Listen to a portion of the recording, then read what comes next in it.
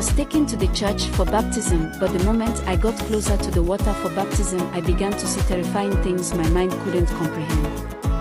The Reverend Father had 7 heads, while his assistant had a burning eyes and only 1 finger on each hand.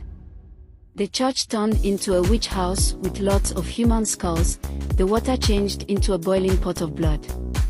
I screamed and ran out of the church, leaving my mother and younger sister.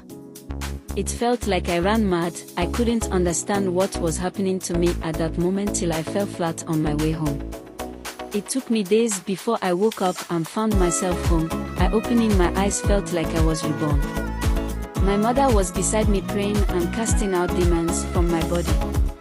When I lazily sat on the bed, she jumped for joy and called in my younger sister, who was about 16 years old.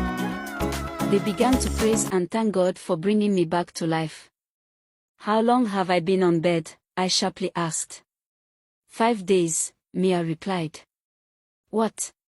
That's not possible," I replied.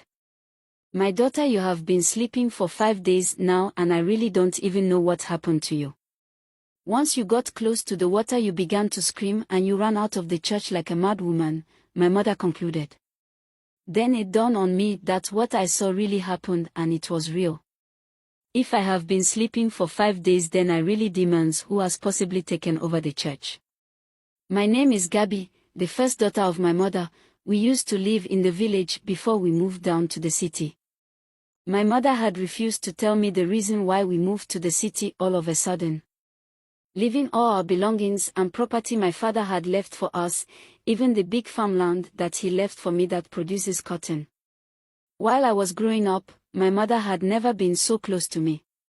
She said I'm a special child and nobody should tell me otherwise, but when we moved to the city she became a different person to me.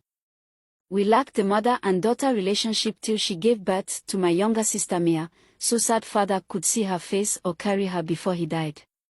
I wasn't a church person. I hate the way people of his word turned Christianity into a religion. Being a Christian has to do with simple and little things, just the way God said in his word: be kind, love your neighbor as you love yourself, forgive and love one another. But the church teach otherwise. It made me sick and I never attended any church service till I became 26 years old. My mother would force me to attend a church with her, but I would bluntly refuse. She spoke highly of the Reverend Father and how he performed miracles and healed the sick, but I wasn't moved by all the tales. I began to explain what happened to me in the church and what I saw. Mia was short of words, but my mother only gave me a cold face and refused to talk. Her attitude began to make me feel like I was insane. While waiting for episode 2, drop your opinion in the comment section.